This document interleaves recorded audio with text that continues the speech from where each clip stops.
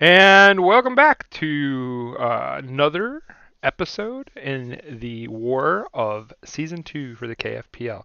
And I have a very special guest with me other than Z, and it is the one-star peeps, Andrew. Say hello, Andrew. Hello, Andrew. Hello, Andrew.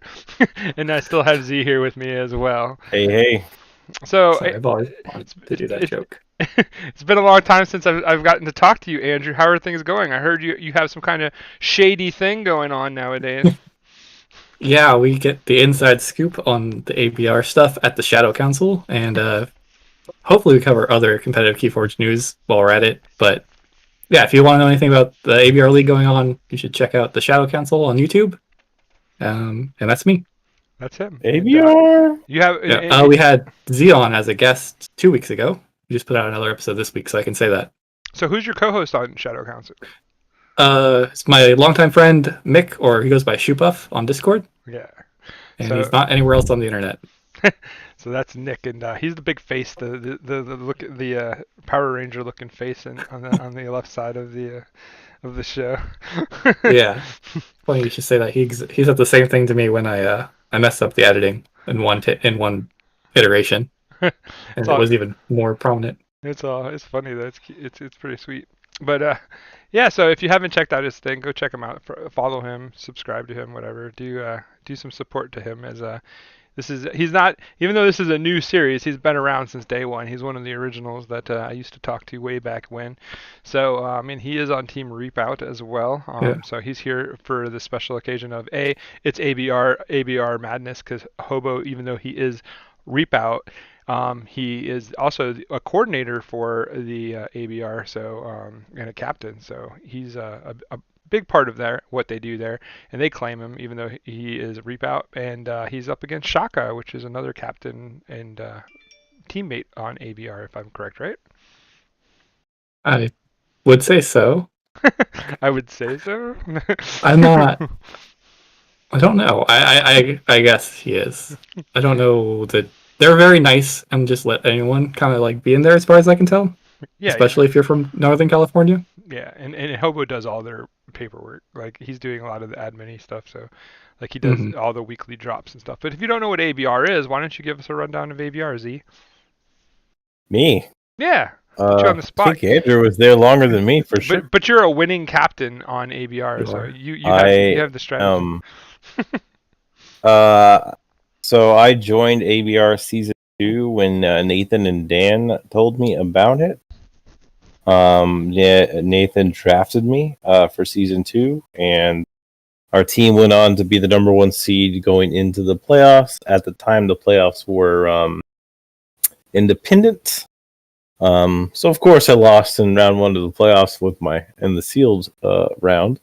But since season 3, I became a captain, drafted, and created the Z-Force agents, and we were the number 1 seed going into the playoffs.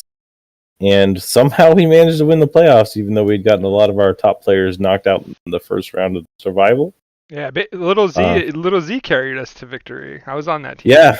It's like Juke was part of the team. we did all the heavy lifting in the regular season, and then all the top of us scrubbed out Yeah. pretty early, and then the Yep, bottom all half of it, came up and yeah. took us home.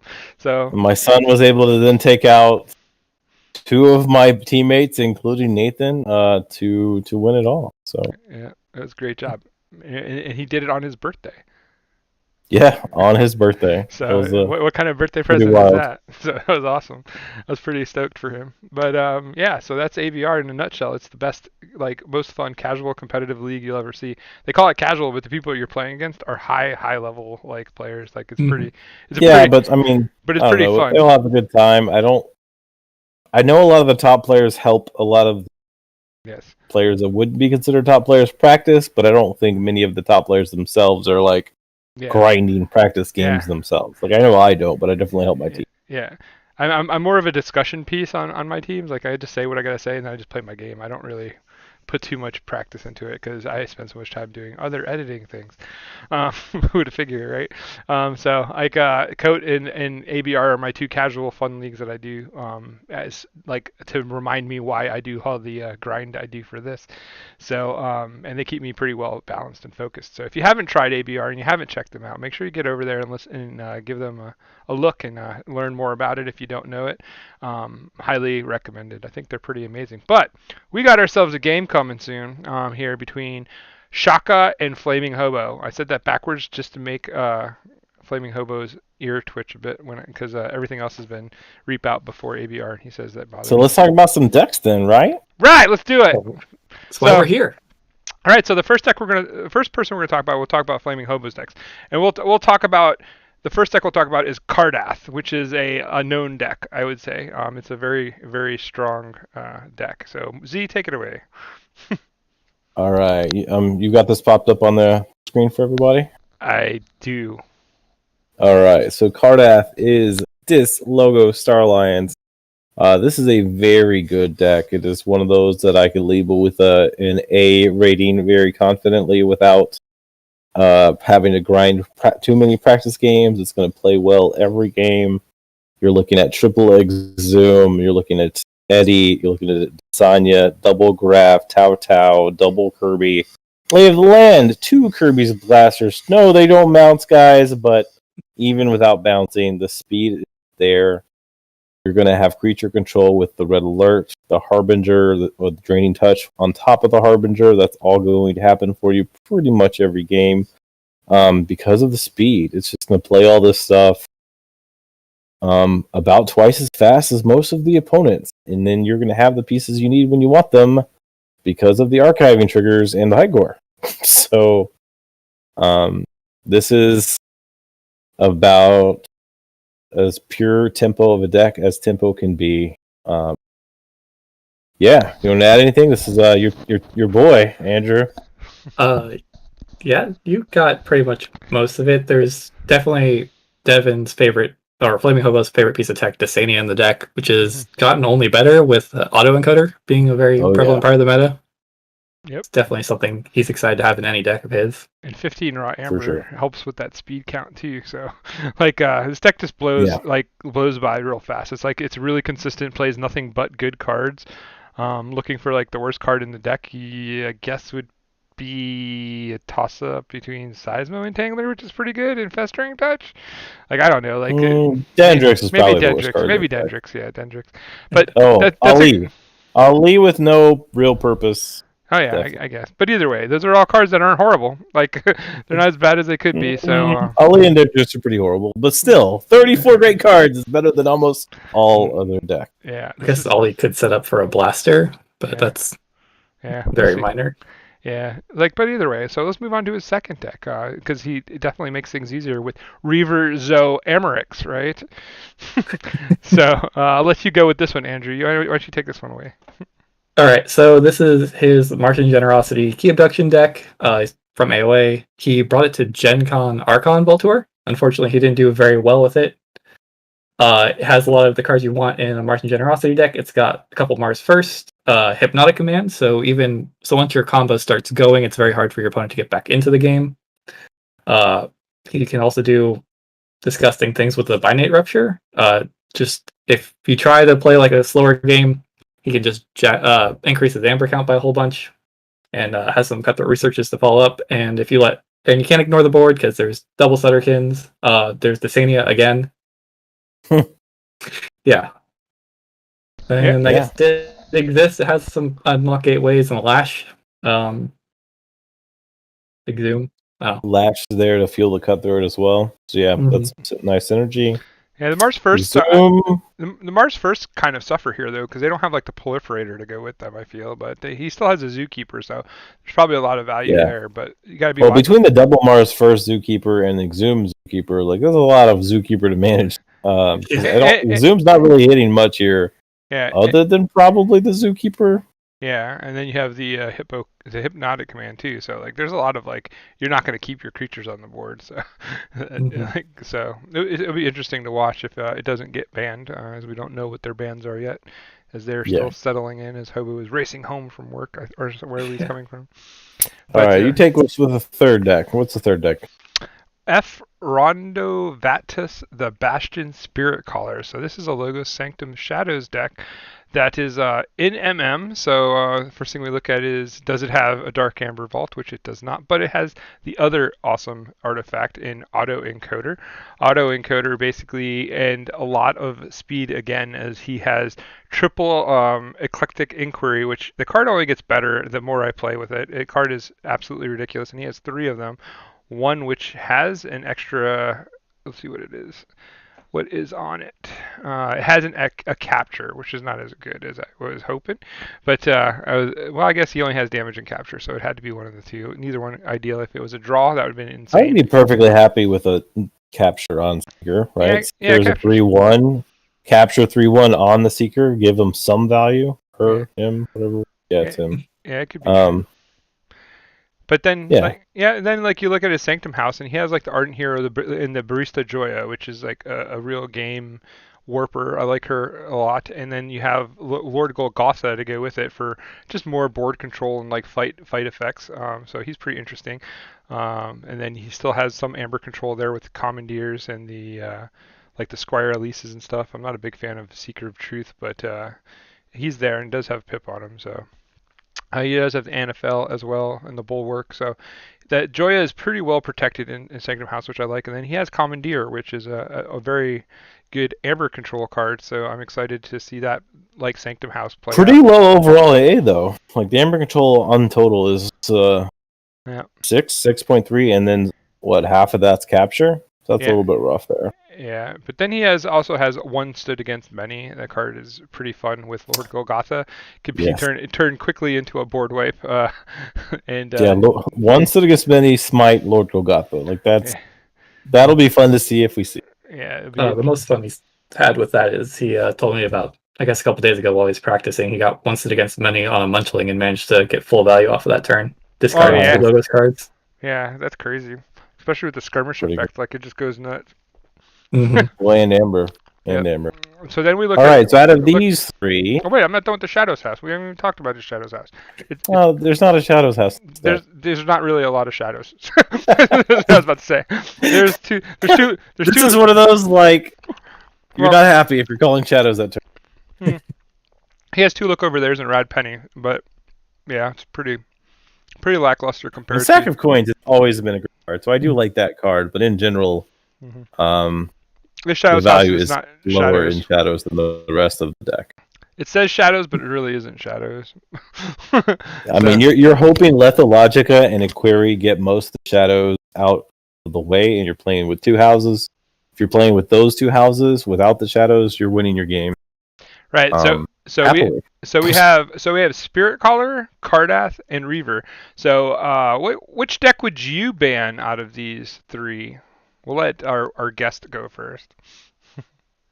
Um, let's see. I honestly, I don't think I've played against Spirit Caller too much, but I think I had the lowest win rate against Reaver, and out of practicing with him. But that was for like Gen Con back in the day. So you would go there? By default, I'm most scared there, just because of my But experience. Cardath didn't even exist at that. Yeah, it didn't exist back then. Okay. So But yeah, so what are you banning, Z? You there? I definitely ban Cardath. Yeah, I 100%. 100% Every time. I 100% ban Cardath as well, and the bans are just now in, and Cardath was the ban on FlamingHobo, so we'll only be seeing Spirit Caller and Zoe. So let's get a quick look in at Shaka's lists. We'll let Andrew go first with BJ Nevin's Nest of the Selfless Cavern. all right. It has one of the best cards in the game. Period. Punctuated Equilibrium in Untamed. That's the first thing I saw. Yeah. Auto Encoder. Yes. Oh yes, I remember this deck. Okay. Auto Uh, Conk. Yeah, that's so much fun. I'm also always happy to see a Vault's Blessing in a mass mutation deck, and I guess 9 mutants means there's a lot of potential value there. Hmm. Other cool stuff with auto encoder is obviously the Fangtooth Cavern. So when you're discarding your creatures to control the board a little bit better, it's extra value for you. On top of that, I guess you could. There's Eden's Jar, which is going to be really good against Reaver, in particular. I'm Um, a big fan of Cyberclone too. That card is nuts. Like mhm. it does good things. This deck has just a lot of good value across the board. It's pretty sweet. I love Cyberclone. Fantastic card. Yeah, I'm a big fan of it as well. So we're looking at a lot of just high MM value. Again, we're seeing another deck on this side of the table with a fairly low Amber control. So if there's top and burst happening, it's gonna forge. So Yep. that is something to note. Right. Moving on to Shay. Shay- EQ Shay Kakia. Cassia la Melansonia della Fogna. Yeah. Sure. We see another Jinka deck, right? Yep. Yes. Martian Generosity, Key Abduction, Martian's Amber, Hypno Beam, Flotsam, and 2 Seeds. So ignoring everything else in this game, we have not many decks in the world can do this. The percentage rounds to 0, but this deck can 3-key you in 1 turn. Yep. It has a glimmer as well. But which is terrifying. And then if you actually look at the other stuff, it does have Key Charge. It does have Dusk Witch. Mm-hmm. It has a Lion Bertram to pump up some of these creatures that are smaller. It has a Doorstep to stay in the game. It doesn't have hardly any Amber control other than the one Mars needs Amber and the Doorstep. But if you're going to ask for very few cards, those are two of the 2 good cards to have.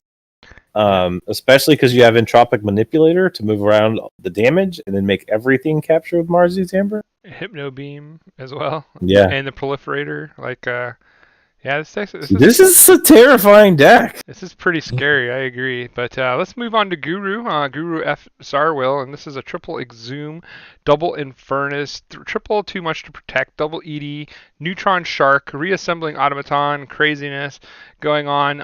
I like what I see in this deck for the most part. The triple Too Much to Protect is kind of sus because like all you got is a Hugger Mugger to really help that cause when it comes to the to like taking your opponent off key, but like there's still so much value going on in this deck with the Neutron Sharks and the Eddies and stuff like that that like I'm pretty sure you could probably get some of this stuff to stick, and then to top it all off, you have the key out with the Obsidian Forge.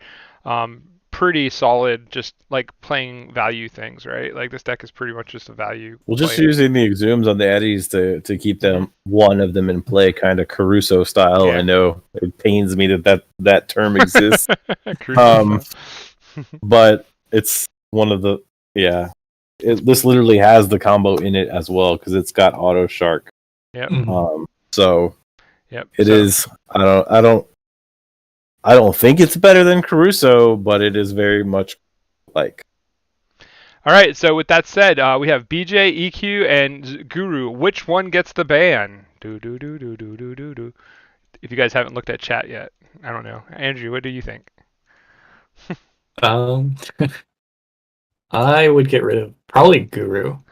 Guru, interesting. What would you go with, Z? I can't. Like, I can play around some stuff. I know how to play against decks like Guru, specifically one deck like Guru. So I would ban Shay just at the chance. Like, if they get lucky enough, they 3-key and win on 1 turn, and there's literally nothing you can do about it. If they high roll. So if the high roll is literally 3 keys, I'm banning that. I ban EQ Shay. That way, at least I have a fighting chance versus the other 2. All right. That is not luck driven. Yeah, and so my answer was like before I knew what the answers were, I was in agreement with Z. I don't want to play against a deck that can beat me in 1 turn. EQ Che is absolutely petrifying to me, so I definitely wouldn't want to play against that. I would take my chances with Guru and BJ. So yeah, I think I'm on that train of thought as well. And the ban that came in was Guru F Tarswell, Willie, whatever you call it. Guru's out. I'm gonna close that tab. See ya. Guru, EQ will get played. yes, and so we have basically those 4 decks left. We are going to come back to my glorious beard, and we are going to set up and get into the TCO game, as I believe they are waiting for us. They are there waiting, and We could see a Genka v Genka. a coming up. Genka v Genka. Ooh, that would be gross, right? It's like who's faster. But both Genkas have to like win, so interesting. Like what will happen with that, but I think we are ready to go. All right. So ready, good luck, and we'll bring it to the live footage here. Bring it up. Try to make it as big as we can without losing cards. And let's get on with this.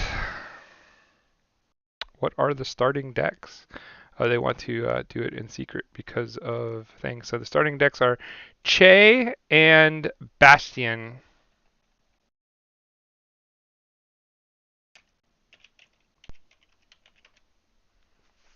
Che and Bastion. Cool. Well, So here we go. Like we're getting on to the fights.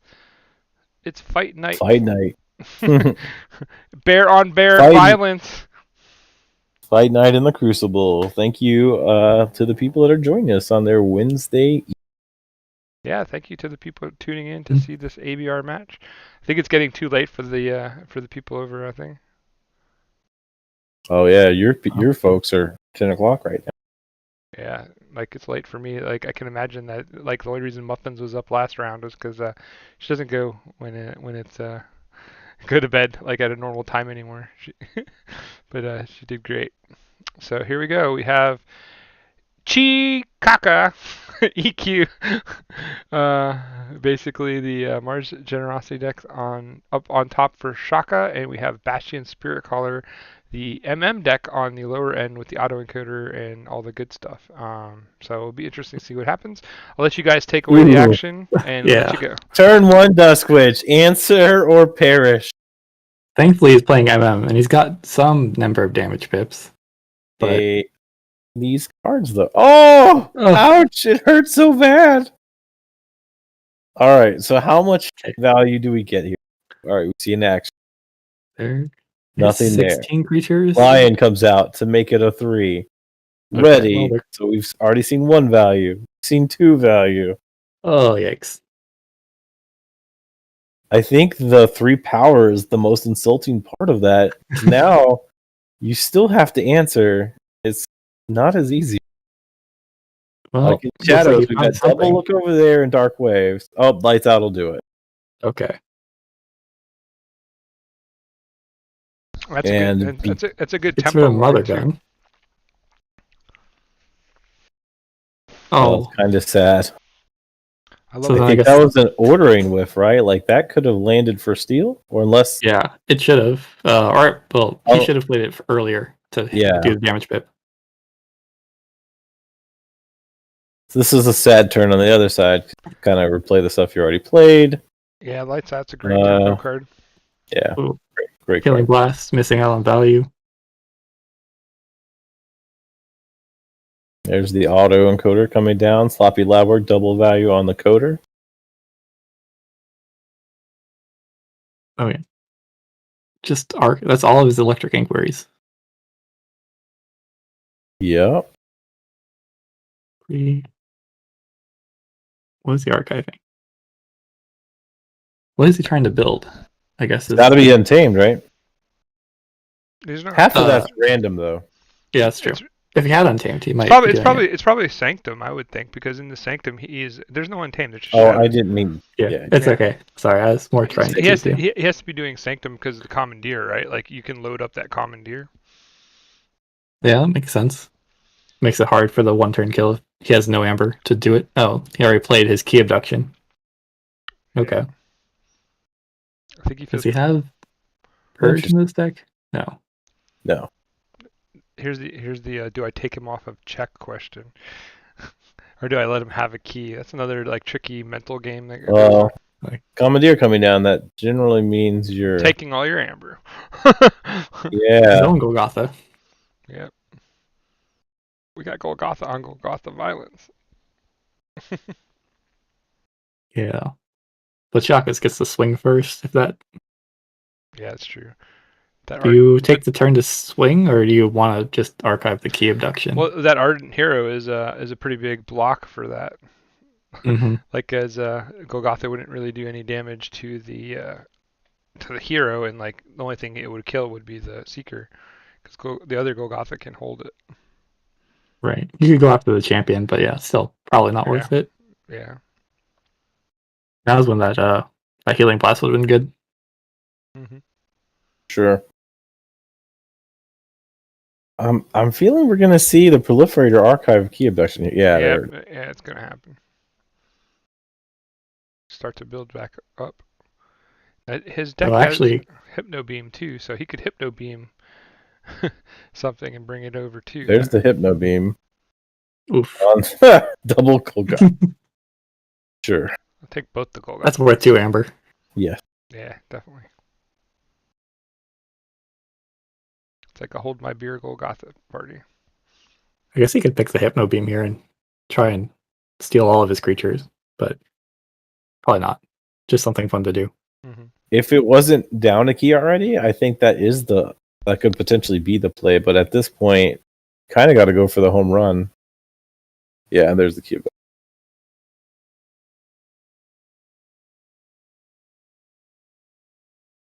Go over there. Offer gets your own creature back. And you're on check again because of the 2 amber. Oh, nice. Full moon. Ooh. They're everywhere. Seed. Guards the charge. Probably fairly normal for that to happen. Mm-hmm. See, I think we saw it in ABR. So this deck got played in the AOA exclusive week. Oh, this last week 1. Yeah. The pilot is telling me that on average he gets the 1 turn kill 1 in 4 games. Got it. That's a phenomenal rate. Yeah.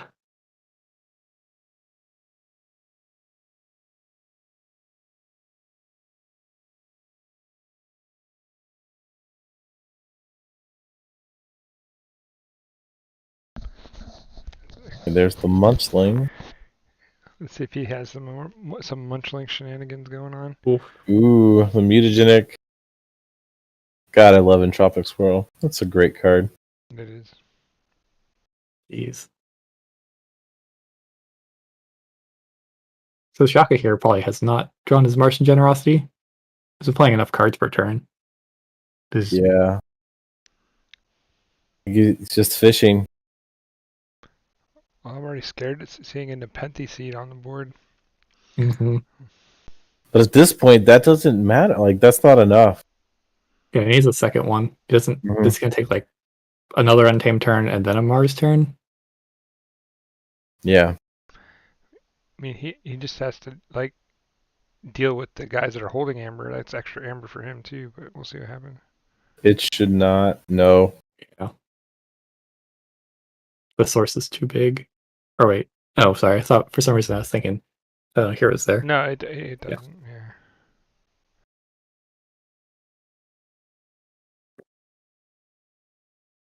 Yeah, Ardent Hero has the distinct thing that it cannot be dealt damage by mutant creatures or creatures with power 5 or higher. So no matter how the damage gets to him, if it comes from a creature with that big a power, like or that trait, it does not do anything to Ardent Hero. This is why Ardent Hero is very good. Very, very true. Great card. A sad Prince Derek. Is he a toad? Not quite a toad. Not quite. It's always just super sad when you look. I mean, rarely do you ever get that hammer unless you're exhuming him. But still sad when he.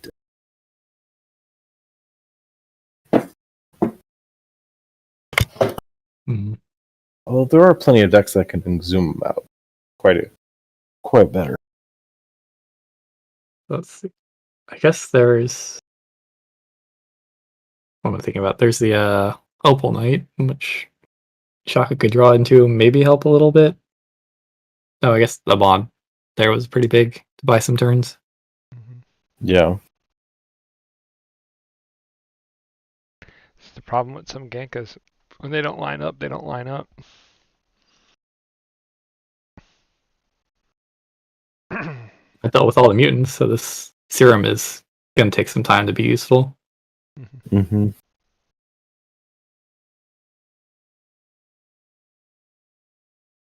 All right. Pretty good Dark Wave. Yeah. See how many? Just trying to reduce the number, getting rid of some of those Mars creatures, reducing the value, the potential for the key abduction. Hobo's just flaming the encoder, or fueling it. Nice. And then playing pips. And Shaka Forges. I mean, at this point, the 1 seed is good enough, but he would now have to have a scenario where he gets enough amber to fire initially. So we know the key abduction is there. Right. So this is actually a pretty dangerous spot for Hobo. Any amber burst at all on any turn, potentially game winning. Get to back the full moon with this and try and do that burst right now. Or unless he has 2 creatures, there everywhere is the call. Here comes the full moon. There's the full moon. Seed. Does he seed the full moon? Get There's tons the of value? Lupo. That which would be if that's the only creature. Okay, yeah, then that was definitely the call. Yeah.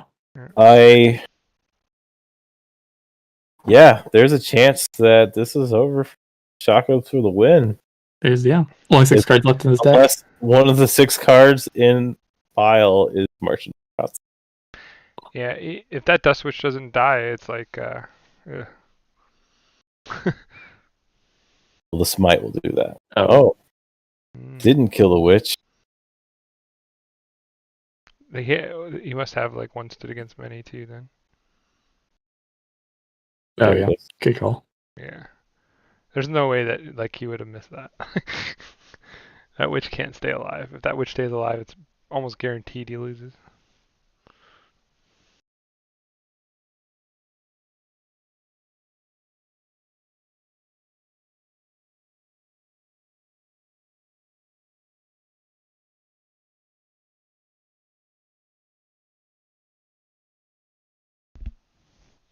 Yep. Yeah. So much value. We got the check. Good ordering. So we can get back with the second. Have we seen doorstep yet? Is this the doorstep turn right here? Because that's another amber on the other side. Right. Dump some cards. I think it has to be a doorstep turn. I don't think that he has a way to get to. I don't think so. If he's processing here, this probably is a doorstep unless he's trying to find a way. Well, he has archive, so he has 7, 8, and 9. He would have to make up like. That's 9 cards in hand. Plays the generosity for 6. That would be 8 plus 6. I mean, Hobo has no key cheat though, so if doorstep is in hand, you definitely got to use it. He can get back the carpet flotsam for an extra amber. Draw 8 cards. Yeah, but then he has to waste a seed, right? Like that turns off. Well, you don't need 2 seeds. I guess. Yeah, that's true. He only needs 1 seed. Yeah, so like I think he can win here. But I think if you have doorstep though, you just buy a turn, right? Like you go for 1 more turn. There's no key out, so play it safer. If you can win, you win, right? That's the safest way. Well, yeah, but I mean, yeah, but like if you're counting and you're we're not supposed to actually listen to Jupiter's analysis, okay? Yeah, I'm stupid. Okay, sorry. I'm kidding. I'm just saying. This is a major tank. We've got tons of time left in the game, so this is not a time thing. Time warning. This is just am I losing or am I not losing? Well, this is trying to figure out because like the thing here is like. All right, so we're seeing Mars. He might have been close, and like the idea is like if he's not like if he's not there and he has to gamble something to get there, how much does he want to gamble? Mhm. That's what I was trying to say. I wasn't trying to say like if you can win, you don't do it. Like obviously, but Right. since you Yeah. guys want to call me on it, I'll defend my thought. I think we knew what you meant, but sometimes it's fun to. No, everybody does it. It's okay. I don't mind. Or he needs amber. Like, he definitely needs more amber. That's for sure. Later. Entropic Manipulator, interesting card. Great if you have Mars needs amber. Yes.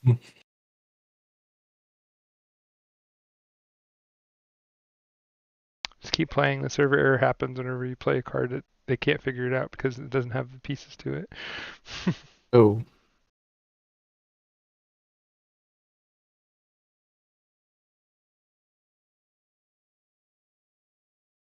Yeah, he continued. He played Kiabex.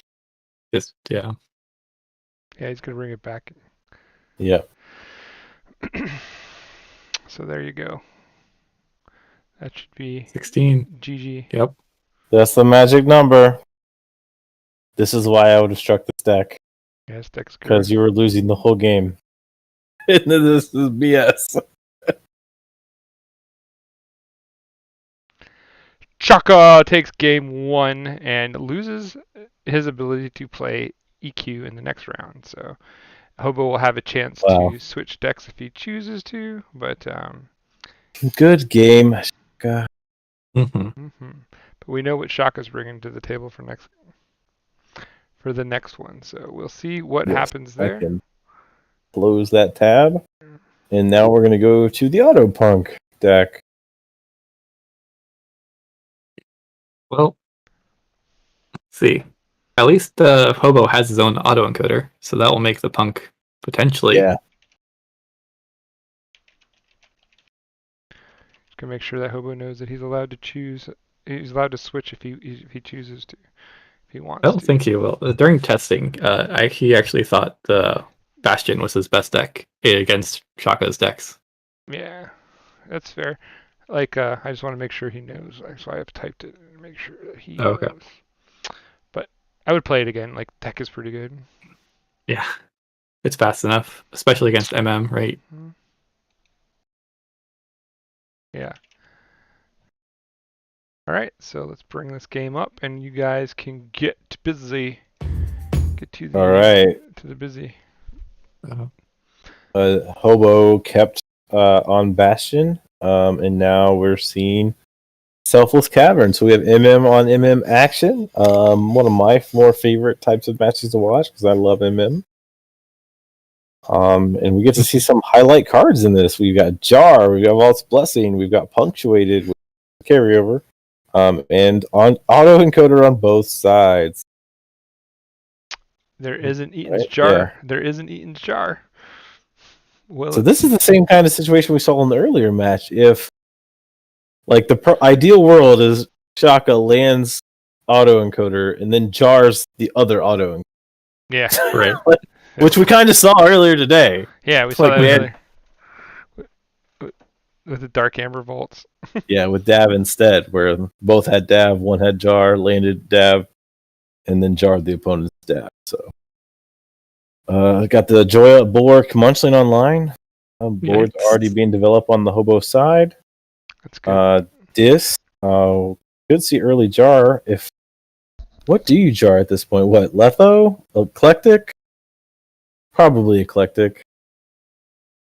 There's a ton of value there. Over the autoencoder? Yeah, because it would turn off you have your own. Yeah. You don't want to shut your own autoencoder off. Oh, right.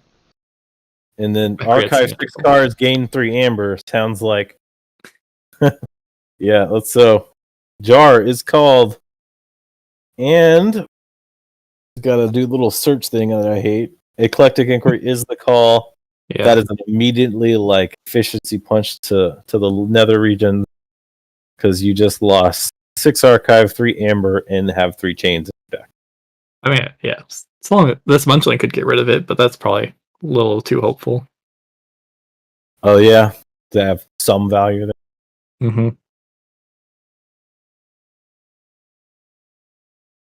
it might be nice to live in a magical Christmas land that would work, but Sometimes you got to. Mhm. Sometimes you just gotta hope. And occasionally the Crucible does give it to you. Jeez. Sometimes the Crucible just steps on your face.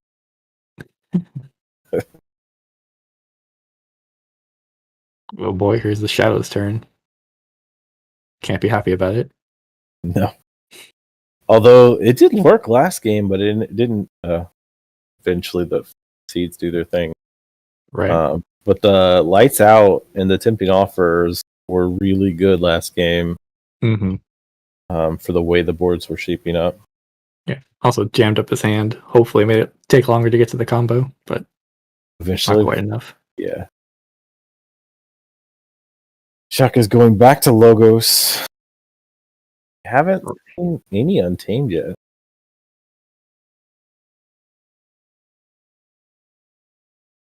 Hmm.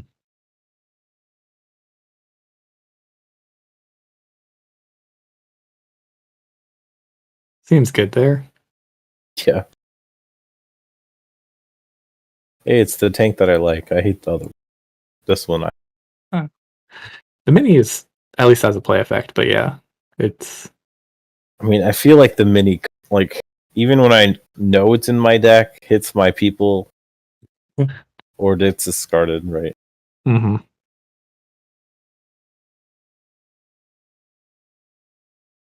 Oh, poor Electric Inquiry there. Yeah, and neither of them have their encoder down either. So the sloppy is a little bit less valuable this game versus what we saw last. Right. Troop call. There's Niflapes in this. Yeah, there's Guys, one this is Niflap. KFPL. There doesn't be any Niflapes anymore.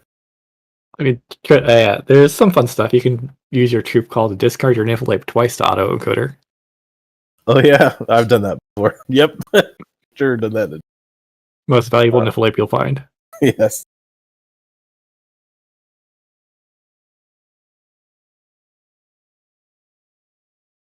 Oh, David's saying he's running 2-8.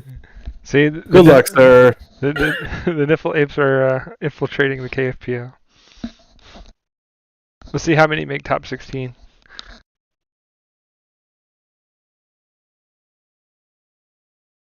Encoder ape. That's a new thing. With Logica. So now I want a Niffle Kong deck with like a bunch Ooh. of Niffle Apes and an auto encoder. Troop call.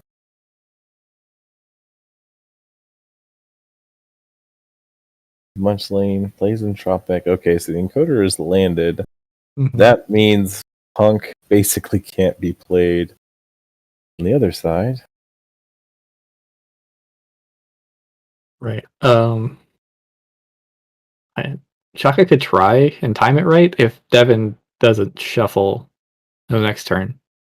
You could do it in such a way that you don't get to archive anything, or at least maybe 2 cards. Because they get discarded and then they Mhm. draw. Yeah. Yeah, that's a thing. Although he's ahead, he probably doesn't need to take the risk to find something. Shaka's not too far ahead I mean, like, unless this key is stopped, basically equal right now. That's true. But I mean, come on, these are 80 plus SAS decks. Stopping 1 or 2 Amber shouldn't be too hard. We're in Dis. The key We're is reading shouldn't. twice. Right. What are we seeing? Infernus? Is that what we're seeing now? I could see that coming down. Gleeful Mayhem, fun card. Very fun.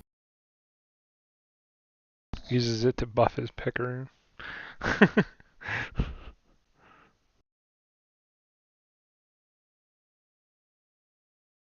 Trekker.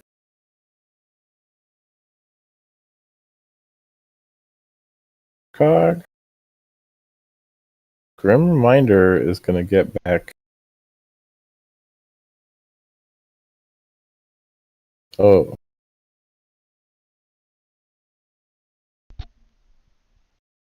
Called Logos. Didn't scan exactly what that was. There were 3 of them. Yes. Or 2 of them, because QMEC should be in there. Yeah, 2 logos to pair up with the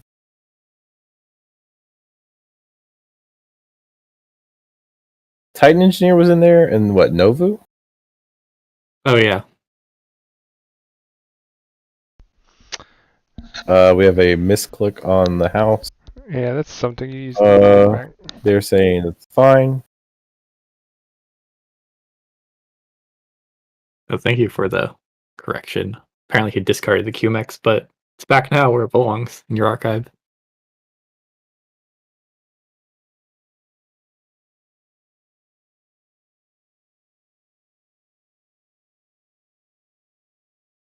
All right. So Ardent Hero's back. Save the day. Or at least hopefully let Golgotha get rid of that. Most likely a build board turn. We might see free market. That hasn't been played yet. Oh yeah, it has. Never. I think it got discarded to Lithologica. I got it. Yeah. That's the weird thing about Letho. Like I always am torn on playing cart, like playing decks like that. One of my teammates loves Letho decks, but I have a real problem with milling my deck in a world where Infernus is one of the best cards in the game. They're non-common. So that's very true. It's Letho makes me real nervous to play an open field competitive. I was pulling up statistics for Sunday about like what's happening in the league, and guess what the number one creature card is in the league? Infernus. I used to not care as much, but the more like high level play I have, the more I like look at this card and what it has done to the meta. I'm just like, I am now on in the boat. This should have definitely been printed on uncommon. I'm not like as hardcore as like this shouldn't exist. Those are just extremists, like bait and switch style extremists, in my. But like, it probably should have just been an uncommon, for sure.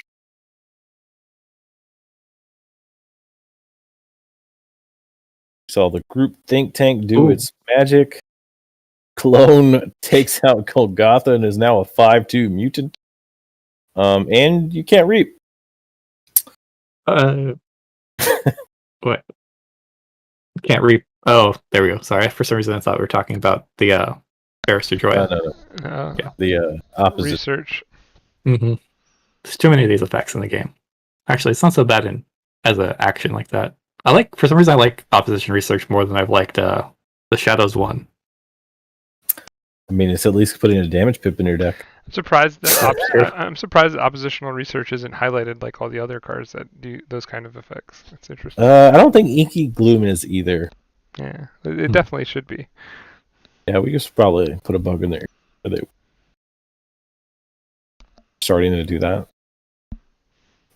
Here's this Shadow's turn. Playing cards. Ooh, Vault's Blessing. What a good hit right now. Yeah, that was clutch. That was clutch. Oh! That just cost just 2. There's 2 on the field. There's probably more in hand. So at least, and it has 1 on it. So that cost him at least 3 amber. Probably more. Grant's saying that the alerts that you see in chat are from the Crucible Tracker add-on.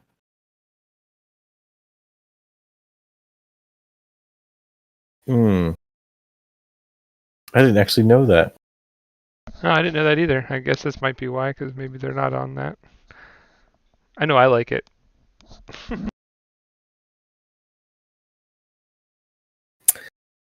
Discarded Punctuated Equilibrium because it would have archived 6 cards for their opponent. Yikes. Nice burst here, though. Had Vault's Blessing been in hand, though, this would be 12. This would be 12 amber right now. 13 because of the fairy. Jeez. Yeah, that was a huge discard. I think it's pretty slanted against Hobo, but at least Hobo has a chance. So you're saying there's a chance? There's a chance. I don't know what that chance is right now as I'm looking at the deck list, but we'll see. Yeah, that wasn't it. I mean, the Eclectic Inquiry is such a good card. Playing this deck with and without it, it's got to be night and day. Yeah, that was probably a more effective jar hit than the Dav in the last game because the last match, Luke almost came back anyway, but this seems like just wrecked.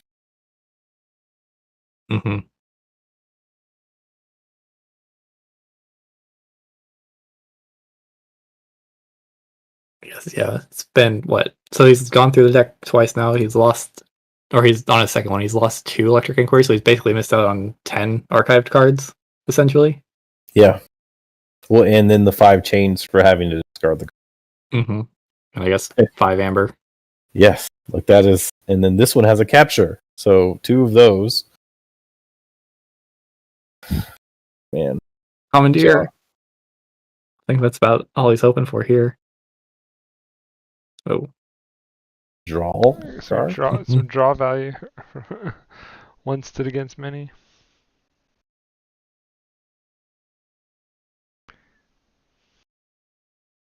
Deck has some pretty good targets for one many. Yeah, the skirmishes are real clutch. Yeah, well, it's the 2 munchlings and the quick Yeah. I should say skirmishes with effects. Well, and then obviously we already saw the Goga. Mm-hmm. We'll talk to purged one. Yeah, the one that got cybercloned. Who'd have thought that card is pretty good?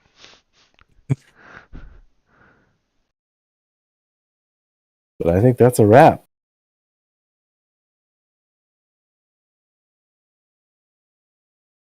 Yeah. He didn't find what he's looking for. Shaka showing us why he topped 16 last season. You did? Shaka did. Mm-hmm. I said sure did, yeah. Oh, okay. He also top 3 the Sascap Triad, and did he play any more after that? I can't remember. We've been doing a lot. Like the qualifiers were so fast and furious. Like, bet a lot of us quite a bit.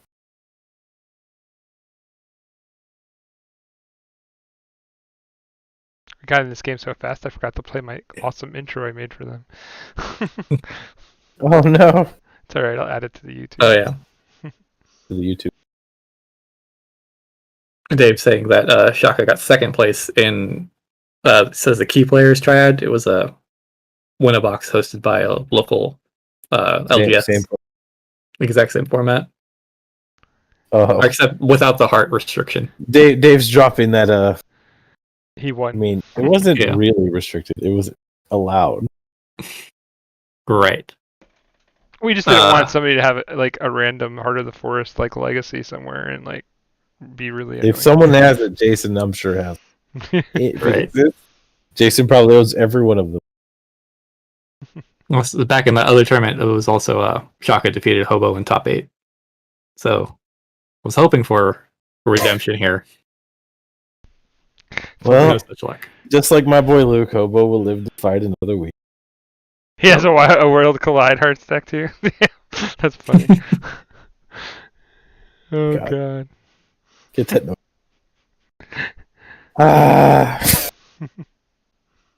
Looks like that Quixo did its job. You could literally field 3 Heart of the Forest decks. That would be so horrible.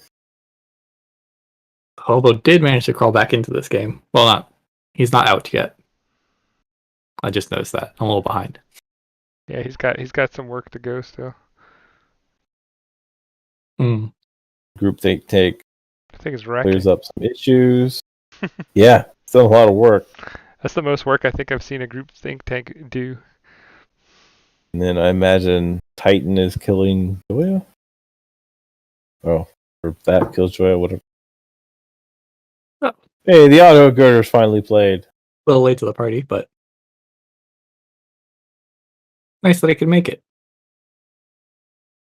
I don't think that he missed it much. Yeah.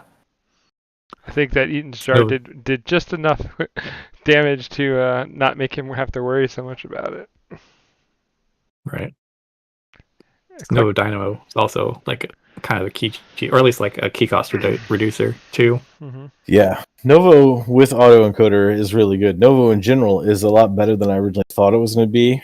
I knew it was going to have value, but like the amount of the value due to just players potentially missing stuff, or at least having to pay more attention than they would normally would.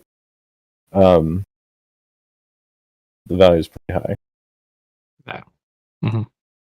This looks like a GG. And that's it. Oh, he has to choose the card or whatever. Yeah, GG. And Shaka, match 2. Shaka taking him down 2-0. So that's the second game in a row that the games went down 2-0. So it was intense. Good game. That we've seen 2 games or 4 games, and 2 of the games that had played Eaton's Jar have done some crazy damage to the opponent's deck. Like definitely brought the decks back down. That's to true. earth. Two matches. The second game ended due to jar play, and as I said earlier, the jar one and this one I felt was like This one was auto way almost. yeah. That was crazy. This one took away a ton of value.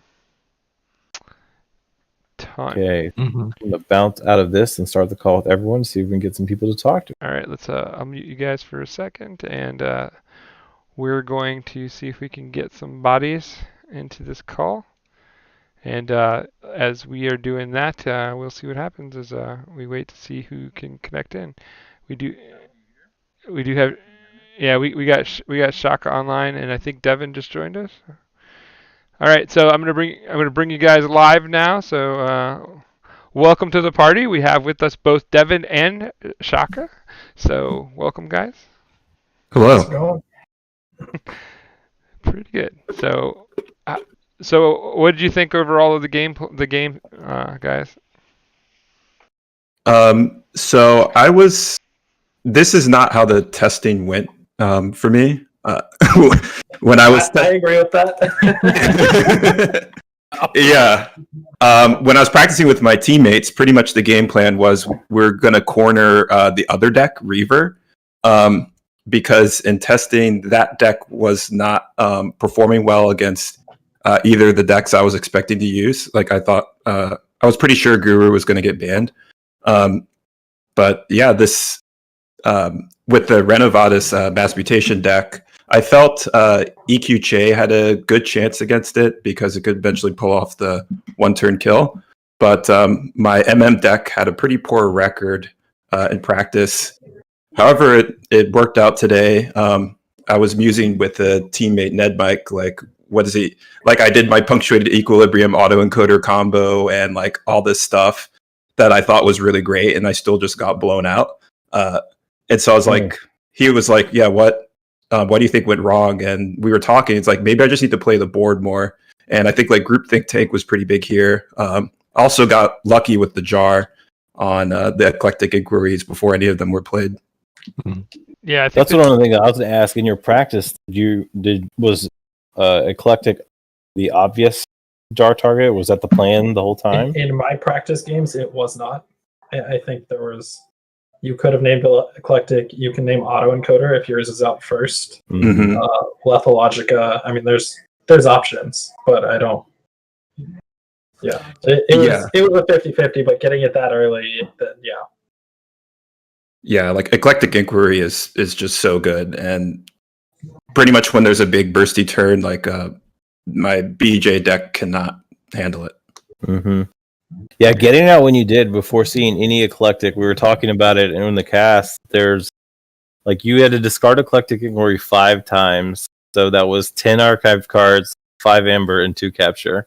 Yeah, and like that was the thing was, in my games of practicing when eclectic got banned, it was fine because autoencoder's out. I have the munchlings. One stood against many on munchling. You're discarding the eclectic inquiries, and it's no problem. And there's all sorts of ways around it, and it just didn't line up at any point. Yeah, interesting. Oh yeah, strikes. Oh, Jupiter, you got to predict who was again. We need to do better with that. Anyway, strikes. Talk to us about your strike choice, Devin. Were you confident about it? What was the thought process of what you struck? So, I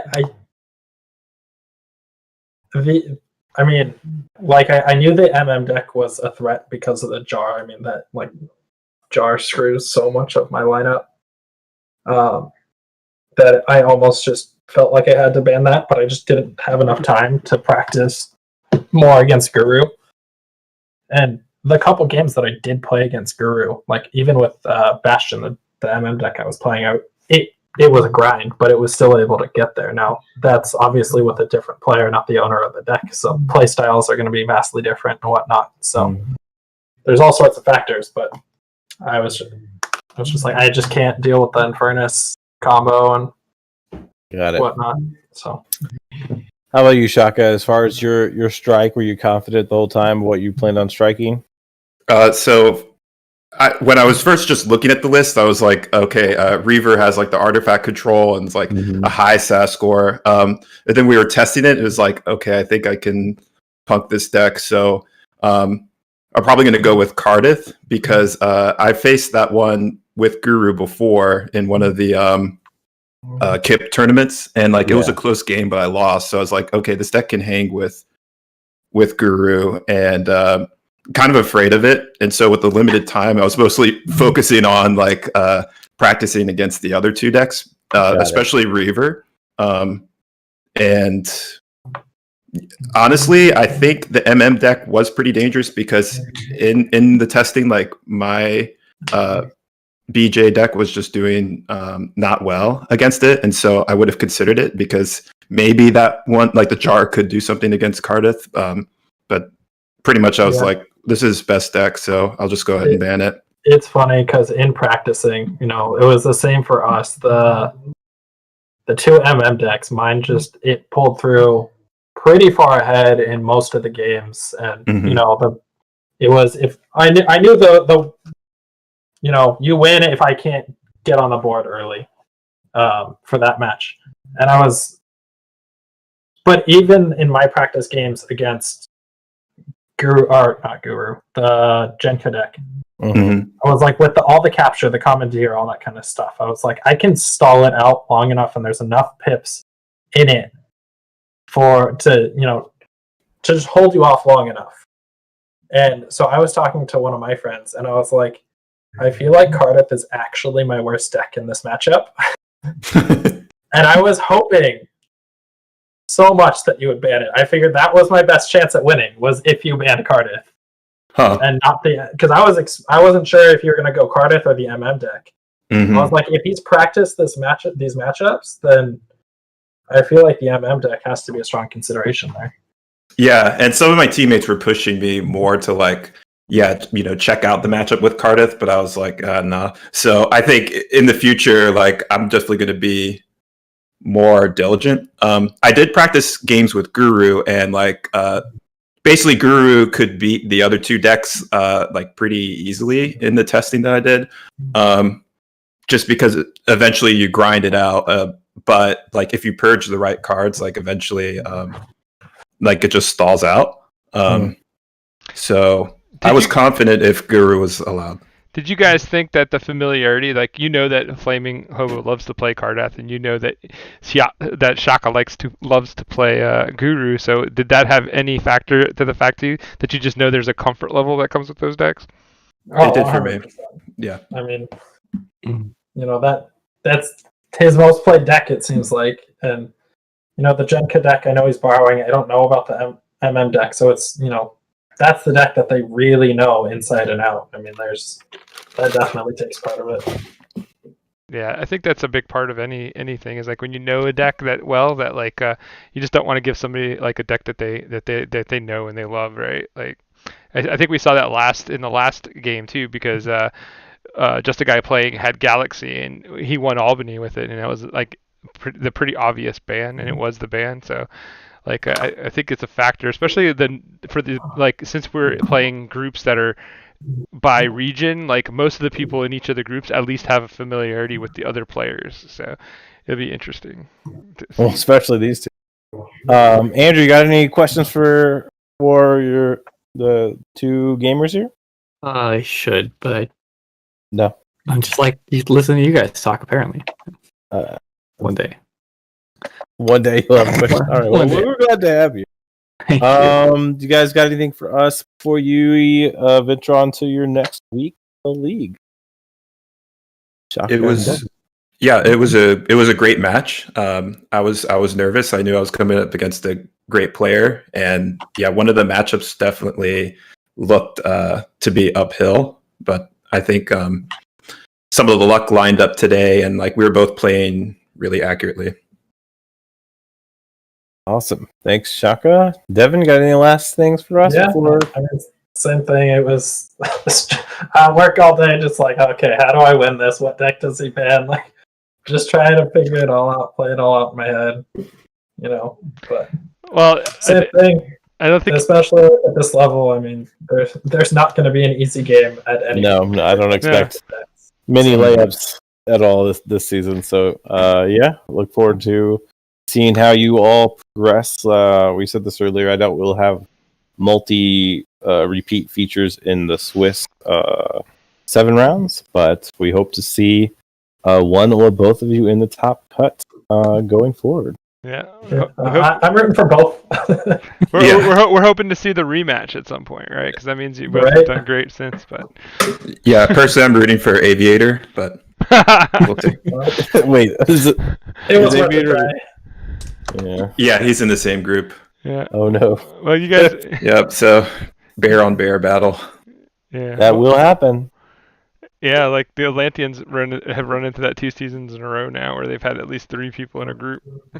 So, but I mean, that's the price of success, right? all right, guys. Well, all right. It's a pleasure to have you guys on board. Thank you for being great ambassadors of the game and taking the time to talk out your games afterwards. We really appreciate it. I have nothing else for you guys. Andrew, do you got anything that came to mind yet? No, sorry. Z, I mean, Shaka, you will be the one to fill out the form. Our next live footage, I guess it's tomorrow at 1 p.m. Yeah, Muffins has a game. So that will be Shreds versus Seb, brought to you all by Void. I don't know if it's going to pop up on our channel. We'll see. I'll have them hosted, but you should go check them out on their channel. I think it's going to be on Muffin's channel. So yeah, make sure you check that out. And then on Friday, I'll be doing a bonus feature this week with me, and I'll have Boulevard Blake coming out of nowhere to help me do Kjorns versus Kidman at 4 o'clock Eastern Standard Time. So surprise, surprise, that's a bonus feature for you guys. And then on Sunday, me and Z will be back with the 2 o'clock wrap up of the week and revealing next week's pairings and all that stuff. So that's all I got, really. That was fun to watch, and I can't wait to see more of this. Like the games have been great so far, and I know that me and Z just can't. We want more. Yeah, that was great. 2 jars tonight, man. Both of those jar players were woo. That card. It is a great card. Yes, I wonder how many people will watch these games and actually change what they would have banned against you, just because. I am most interested to see, like, as we progress across the weeks, like what decks are getting banned more than others. It'd be very interesting to see if there's like some kind of shift at some point for certain player decks. Yeah, it'll be different. But I guess that's all we got for you guys. So we're going to call it a night, and hopefully you guys enjoyed the footage. I spent all that time making that wonderful intro for you guys, and I punted it, so like to get to the game. But we're going to add it to the YouTube, so at least you'll have it there. But thanks for playing, and thanks for everything. You guys were absolutely fantastic, and thank you guys for Andrew for coming on and hosting with us. Make sure you catch Andrew. He'll be doing some videos and stuff as well for his channel, and make sure you check out the Shadow Council. So I'm Jupiter from Alias New York, and I say good night, and I'll let the other guys say good night, and then we'll be out. This is Big Z. Keep on forging. See you in the Crucible. Yeah, this is Shaka. Thanks for having us on. Thanks for organizing this event. It's been a lot of fun. Yeah, this is going to be a great event. Really looking forward to it. So appreciate you guys hosting, and thanks Shaka for the game despite destroying me. Thank you too. Yeah. Thank you guys so much for the great game, and thanks a bunch Z and Jupiter and everyone at the KFPL for putting on this event. It's been a lot of fun. Cool. Kidding. I see.